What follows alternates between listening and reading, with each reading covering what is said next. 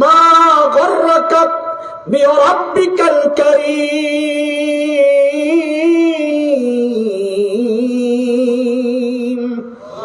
ও মানুষ, তোমার করিম রবের ব্যাপারে তোমার কে ধোকায় ফেললো? কার ধোকায় পড়া, কার কাছ থেকে কি পায়া তুমি তোমার করিম রবকে ভুলে গেলা? রবের নাফরমানি কেন করতেছ? দেখেন, ডাক্তার ওজন কত এটা আমরা এখনো বুঝতে পারি নাই। কেন পারি নাই? কিছু শব্দের বিশ্লেষণ আমাদের জানা নাই, সেজন্য। এই জন্য শুরুতে দুইটা শব্দের বিশ্লেষণ একটু শুনি, জানি, তো দেখবেন ডাক্তার ওজনটা কত এটা কিছুটা বুঝে আসবে। শব্দ দুইটা হচ্ছে রব্বে করিম। এখানে দুইটা শব্দ, করিম রব, রব আর করিম। আরবিতে করিম কাকে বলে, রব কাকে বলে, এইটা যদি বুঝতে পারেন তো ডাক্তার ওজনটা কিছুটা বুঝে আসবে। আরবিতে করিম কাকে বলে? ওই দাতাকে বলে করিম যিনি না চাইতেই দেন। বলেন করিম কাকে বলে? এই চোখটা চায়া পাইছি না, না চায়া? এই কান চায়া পাইছি না, না চায়া? এই হাত পাও চায়া পাইছি না, না চায়া? এর দোস্ত একটু চিৎকার করে বলো তো, শরীরের কোন অঙ্গটা আল্লাহর কাছে চায়া পাইছি? কথা বলে না, কথা তো বলো। কি পাইছি, কি পাইছি শরীরে, কোনটা চায়া পাইছি? বলেন বলেন। আর বলেন যেটা জানেন ওইটাই বলেন। কোন অঙ্গটা আল্লাহর কাছে চায়া পাইছি? হ্যাঁ, কোনটাই না। তোটা বলতে কি কষ্ট হয়? বলেন যদি বলেন, কোনটা চায়া পাইছি? একটাও না। না চাইতে যিনি সব দিয়েছেন তাকে বলে করিম, তাকে বলে। আচ্ছা, যখন দিয়েছেন শুরুতে সর্বপ্রথম আমার এই চোখটার সাইজ যতটুকু ছিল এখনো কি ওই সাইজেরই আছে না বড় হয়েছে? হাতটা, পাটা, এই যিনি বড় করছেন, দেওয়ার পর পালছেন, সংরক্ষণ করছেন, নিরাপত্তা দিয়েছেন যিনি, ওই সত্তাকে বলে রব, ওই সত্তাকে বলে। দুইটা মিলে কি হলো? রব্বে করিম। সবাই শোনা বলেন, দুইটা মিলে কি হলো? তো আমাদের সবকিছু দিয়েছেন যিনি, তাকে কি বলে? করিম। তাকে কি বলে? দিয়ে আবার এগুলারে বড় করছেন, বাড়াইছেন যিনি, পালছেন যিনি, তাকে কি বলে? রব। দুইটা মিলে কি হলো? এই ডাক্তার একটা শব্দের বিশ্লেষণ বুঝলেন, কিন্তু ডাক্তার ওজনটা বোঝার জন্য একটা উদাহরণ বুঝেন। উদাহরণটা বুঝলেই এই ডাক্তার ওজনটা বুঝবেন। আচ্ছা বাচ্চারা, বলো তো তোমরা, মানুষের মধ্যে আল্লাহ আল্লাহ রসুল বাদে শুধু আমাদের আপনজনদের মধ্যে, মানুষের মধ্যে আমাদেরকে সবচাইতে বেশি ভালোবাসেন যে মানুষটা, একজনের কথা বলো, তিনি কে? জোরে বলো। মাশাআল্লাহ। তিনি কে? মা। আরে মার কলিজায় যে কত দরদ আর মায়ার, মমতার, ভালোবাসা, এটা দুনিয়া না ছাড়া কেউ বুঝে না। আমি বুঝাইতে পারব, তবে কোরআন হাদিস পড়ে কিছুটা অনুমান করছি, আন্দাজ। নিজের তো মা নাই, মা যখন ছিলেন ওই সময়ের স্মৃতিগুলো এখন আমাদেরকে খুব পীড়া দেয়, কষ্ট দেয়, মনে পড়ে। আরে এইভাবে দেখার কেউ নাই। মা যখন জীবিত ছিলেন, মাহফিল শেষে গভীর রাতে যখন বাসায় ঢুকতাম, 9 তলায় বাসা, মাঝে মধ্যেই দেখতাম ওই গভীর রাতে জানলার কাছে চুপচাপ দাঁড়ায় রয়েছে, লাইট নিভাইয়া। এটা শুধু যে দাঁড়ায় আছেন উনি জানেন, আর আমরা যারা জানি। হঠাৎ কেউ দেখলে তার বুঝবে না অন্ধকারে। চাবি থাকতো, তালা খুলে যখন ঢুকতাম তো মাঝে মধ্যে দেখতাম সব ঘুমাইতেছে, বাচ্চারা ঘুমাইতেছে, বউ ঘুমাইতেছে, ঘুমের টাইমে ঘুমাবে, এটাই তো স্বাভাবিক। কিন্তু একজন মানুষ সজাগ, তিনি মা। অস্থির পায়চারি করতেছেন ঘরের ভেতরে, ঘুম নাই। মাঝে মাঝে পাইতাম যায় না, মাঝে বসে বসে কান্না করতেছে। তো অনেক সময় যায় জড়ায় ধরতাম, মা আপনি ঘুমান না? তো কি বলতেন? বাবারে, বাহিরে তুমি যতক্ষণ থাকো ঘুম তো আমার আসে না, ঘুম তো আমার আসে না। এর নাম কি? এ কথা বলো, এর নাম কি? আরে ঘরে খাবার যা আছে, মা যদি মনে করেন এখান থেকে আমি যদি একটু খাই তো আমার বাচ্চারা পেট পুরে খেতে পারবে না। দুনিয়ায় একমাত্র মানুষ ওই মুহূর্তে একটা অভিনয় করবেন, বাচ্চাদেরকে বলবেন, আবু, মা, আম্মুর বমি বমি লাগতেছে, আম্মু খাবো না, তোমরা খায় না বাবা। অথচ দেখা যাবে ক্ষুধায় সারা রাত কষ্ট করছে। আজীবন এই স্যাক্রিফাইস যে মানুষটা করেছেন তিনি কে? মা। কি মায়া যে আল্লাহ দিচ্ছেন। আর ওই জন্যই তো ওলামারা কিছু মাসআলা মা আর বাবার আলাদা করছে। যেমন একটা মাসআলা তো এমন, কোন সন্তান যদি বাবা মার আগে মৃত্যুবরণ করে, হইতে পারে না? বাবা মার আগে সন্তান মারা গেছে, এমন হইতে পারে না? তো মাসআলা হইল, বাবা তো সন্তানের লাশের পেছনে পেছনে যেতে পারে, বাবা সন্তানের কবরেও নামতে পারে। কেন? বাবার কলিজায় কি মায়া দয়া নাই? হ্যাঁ, আছে। বাবাও চিৎকার করে করে কান্না করবে, কিন্তু বাবাকে আল্লাহ শক্তি সামর্থ্য মনোবল দিয়েছেন, বাবা সন্তানকে কবরে শোয়া কান্না করতে করতে হলেও কবরের উপরে উঠতে পারবেন, সেই শক্তি বাবা আছে। কিন্তু কোন মায়ের জন্য সন্তানের লাশের পেছনে যাওয়া চলবে না, কোন মায়ের জন্য সন্তানের কবরে নামা চলবে না। কেন? দুনিয়ায় এমন কোন মা নাই যে সন্তানকে দাফন করার জন্য সন্তানের কবরে নেমে ওই সন্তানকে শোয়া দিয়ে ওই মা আবার সুস্থ অবস্থায় উপরে উঠবে, এমন কোন মা নাই। সন্তানের শোয়া নিজেও শুয়ে পড়ে। ভাই বন্ধুরা, একটু বুঝে শুনে জবাব দেন তো, এই যে মার কলিজা এত দরদ, এত মায়া, এত মমতা, এত ভালোবাসা, কারণটা কি? মা আমার দুই চোখে এক চোখ বানাইছেন সেই জন্য। বলেন, জবাব দেন একটু তাড়াতাড়ি। মা আমার দুই হাতে এক হাত বানাইছেন এই জন্যে? মা আমার দুই পায়ের এক পা বানাইছেন সেই জন্যে? একটু বুঝে শুনে জবাব দিয়ে দেন তো, মা এত যে ভালোবাসা আমার জন্য, আমার শরীরের কোন অংশটা বানাইছেন সেই জন্য এত মায়া? কি বানাইছেন মা আমার? বলেন বলেন বলেন। কিছুই না, কিছুই বানান নাই। অল্প কয়েকদিন পেটের মধ্যে ধারণ করছে, হওয়ার পর লালন পালন করছে।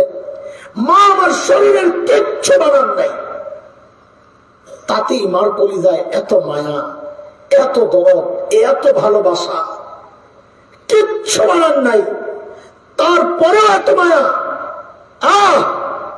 তাইলে যে আল্লাহ আমার চোখ বানাইছেন ওই আল্লাহর কত মায়া, যে আল্লাহ আমার হাত পাও বানাইছেন ওই আল্লাহর কত মায়া, যে আল্লাহ আমাকে এত এত নিয়ামত দিয়া বাঁচায় রাখছেন ওই আল্লাহর কত মায়া। বলে জালিম কত মায়া তুমি বুঝো না? আরে আমি আর তুমি যখন দরজা জানলা বন্ধ করে ভেতরে গুনাহ করি, আমার মালিকের কত মায়া। ওই গুনাহ অবস্থায় আমার মালিক দরজার নিচে দিয়ে বাতাস আর অক্সিজেন পাঠায় দিচ্ছেন যেন আমি মইরা না যাই।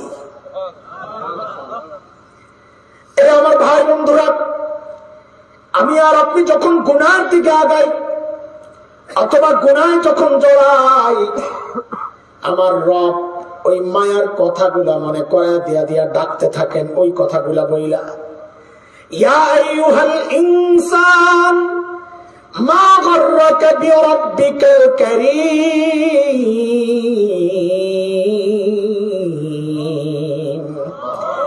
এরে মানুষ, যে চোখ দিয়া তুই গুনাহ করতেছস, ওই চোখ কিন্তু তোর নায়ক নায়িকা দেয় নাই, ওই চোখ কিন্তু আমি কারীম দিছি, না চাইতে দিছি। যে কান দিয়া তুই গান শুনতেছস, ওই কান কিন্তু তোর গায়ক গায়িকা দেয় না, ওই কান কিন্তু আমি কারীম দিছি, না চাইতে দিছি। আর যে হাতটা দিয়া গুনাহ করতেছস ওই হাতটা আমার, যে পা দিয়া তুই আগাইতেছস ওই পাটাও আমার, যে জমিনে চলতেছস ওই জমিনটাও আমার। মা গররাকা বিরাব্বিকাল কারীম, কার কাছ থেকে কি পায়া তুই আমারে ভুলে গেলি? বল, কে তোকে ধোকায় ফেললো? বল, কার ধোকায় পড়ে তুই আমার নাফরমানি করতেছিস? বান্দা যদি জানতে চাও গো মালিক কারীম তো ওই সত্তাকে বলে যিনি না চাইতেই দেন। আপনি আমাদেরকে কি দিছেন? আল্লাহ যেন সাথে সাথে জবাব দিচ্ছেন, এর জালিম তোরে কি দিছি তোর নিজের চেহারার দিকে একটু তাকায়া দেখ। আল্লাযী খালাকাকা ফাসাওয়াকা ফাআদালাক ফি আই সূরাতিন মা শাআ রাক্কাবাক। এর জালিম তোর মতো সুন্দর করে আমি কাউরে কিন্তু বানাই নাই। দেখ কি সুন্দর দুইটা চোখ লাগাইয়া দিচ্ছি। আমি জানি মাঝে মধ্যে ময়লা পড়বে, এই ময়লা পরিষ্কারের জন্য আমি কিন্তু দুইটা ঝাড়ুও লাগাইয়া দিছি। দেখ, আরে জালিম, তুই যখন ঘুমা যাস ওই চোখগুলো নিরাপদ হয়ে যায়। আমি আল্লাহ নিজ দায়িত্বে চোখের উপরে একটা ঢাকনার শাটার লাগাইয়া দিই, চোখটারে নিরাপদ বানাইয়া দিই। আর তুই জালিম কি করস, ওই চোখটা খোলার সাথে সাথে মোবাইলটা লইয়া আমার নাফরমানি করা শুরু করস। কথা ঠিক কিনা বলে? হ্যাঁ, কথা ঠিক কিনা? আমাদের প্রত্যেকটা গুনার পেছনে আমার রব আমাকে এইভাবে ডাকতে থাকে। করস কি তুই? আমাদের বড়রা বলেন ডাকের ভেতরে যেন আরেকটা ডাক আছে, ওটা আরো গভীর। আল্লাহ যেন ডেকে ডেকে বলেন, রে বান্দা, তোর ছোট্ট বাচ্চাটা যখন তাকায় থাকে তুই গুনাহ করস না, তোর লজ্জা লাগে। তোর মুরব্বী তাকায় থাকলে তুই গুনাহ করস না, তোর লজ্জা লাগে। তোর বাবা মা তাকায় থাকলে তুই গুনাহ করস না, লজ্জা লাগে। অথচ আমি রব তোরে সব দিলাম, আমি তাকায়া তাকায়া তোরে ডাকতেছি, তাও তুই গুনাহ ছাড়স না। কি রে বান্দা, কি হয়ে গেল তোর? আমার দাম বুঝি তোর কাছে ওই ছোট্ট বাচ্চাটার চোখ লাগলো? আমার দাম তোর কাছে ওই ছোট্ট বাচ্চার চোখ লাগলো না? ওই বাচ্চা তাকায় থাকলে তুই গুনাহ করস না, আর আমি তাকায়া তাকায়া ডাকতেছি, তাও তুই গুনাহ ছাড়স না। মা গররাকা বিরাব্বিকাল কারীম, কেন তুই এমন করস বান্দা? কে তোরে ধোকায় ফেললো বল? ভাই, গুনাহ করার সময় যদি কেউ এই চিন্তাটা খালি একবার দিলে আনতে পারে, এই যে পা বাড়াইতেছি, আমার কারীম রব আমারে ডাকতেছেন, কার পাও দিয়ে গুনাহ করতে যাইতেছিস? এই যে চোখ দিয়ে তাকায় আছে, আমার রব ডাকতেছে, কার চোখ দিয়ে তুই কার নাফরমানি করতেছিস? এই যে হেডফোন লাগায়া গান শোনো, ওই প্রত্যেকটা মুহূর্তে রব ডাকতেছেন, কার কান দিয়া তুই কার নাফরমানি করতেছিস বান্দা? আরে কার কাছ থেকে কি পায়া তুই আমারে ভুলে গেলি বল? বাবা, চুল পাইকা সাদা হয়ে গেছে, এখনো গুনাহ ছাড়তে পারেন না। দাড়ি পাইকা সাদা হয়ে গেছে, এখনো গুনাহ ছাড়তে পারেন না। ছাড়বেন কবে জিজ্ঞেস করি? হরে যুবক, তুই কিন্তু এমনটা ভাবিস না যে আমার তো চুল দাড়ি পাকে নাই, আমার লম্বা টাইম পড়ে আছে, গুনাহ করতে থাকি, একসময় তওবা করে নেব না। রে বাবা, এই কাজটা করিস না। কখনকার ডাক চলে আস, কখনকার ডাক চলে আস। আরে কে জানে এই মজলিসে আমি সহ এমন কেউ থাকতে পারে যার খবর নাই, সে নিশ্চিন্তে বসে আছে এখানে, তার খবর নাই তার কাফনের কাপড়টা চলে আসছে দোকানে, সে বসা এখানে, তার কাপড়ের কাপড় দোকানে। আল্লাহর হুকুম হওয়া মাত্র ওই কাপড় বাড়ির দিকে রওনা দিবে, সে এখানে বসে বসে আসতেছে, এমনও তো হইতে পারে। যুবক, আমি জানি না আমার কথাগুলো তোদের হৃদয়কে টাচ করেছে কিনা, এর চেয়ে ভালো করে বোঝানোর ক্ষমতাও আমার নাই, আমি দুর্বল মানুষ সব দিক থেকে। তোরা চাইলে আমি আরেকটা চেষ্টাও করে দেখতে পারি। বাপ, তোরা আমার সামনে আয় যুবক, তোদের পাও গুলো আমার সামনে মেলে দিয়ে, আমি ওই পাও গুলারে জড়াইয়া ধইরা সারা রাত বসে বসে কান্না করি, তাও তোরা গুনাহ ছেড়ে দে যুবক, গুনাহ ছেড়ে দে বাবা, গুনাহ ছেড়ে দে। আরে গুনাহওয়ালা চোখ গুলা নিয়ে মালিকের সামনে কেমনে দাঁড়াবো বলেন তো? এই গুনাহওয়ালা হাত পাও নিয়ে, এই গুনাহওয়ালা কান নিয়ে মালিকের সামনে কেমনে দাঁড়াবো, যখন কোরআন বলছে আমার চোখ, আমার কান, আমার হাত পা, আরে এমনকি আমার চামড়া শুদ্ধা আমার মালিকের আদালতে আমার বিরুদ্ধে সাক্ষী দিবে? উপায়টা কি হবে তখন বলে? কোন ভরসা এইভাবে গুনাহ চলতেছে? হ্যাঁ, প্রতিটা মুহূর্ত মালিকের নাফরমানিতে কাটাইতেছি। এই অবস্থায় মৃত্যু হলে, এই যে হেডফোন লাগায় রাখো, এই অবস্থায় মৃত্যু হলে এই হেডফোন লাগানো অবস্থায় হাসরে উঠতে হবে। জবাব কি? আমার দেখলেই তো আল্লাহ ডাক দিয়া কইব, ওয়াকিফুহুম ইন্নাহুম মাসউলুন। এরা আটকাকে জিজ্ঞেস করতে হবে। জীবন কেমনে কাটাছে জিজ্ঞেস করতে হবে, যৌবন কেমনে কাটিয়েছে জিজ্ঞেস করতে হবে, জেনেছে যা মেরেছে কিনা জিজ্ঞেস করতে হবে, কামাইছে কেমনে, খরচ করছে কোথায় জিজ্ঞেস করতে হবে। জবাব না দিয়ে আগানো যাবে না দোস্ত। জবাব দিতে না পারলে আমল নামাটা বাম হাতে ধরা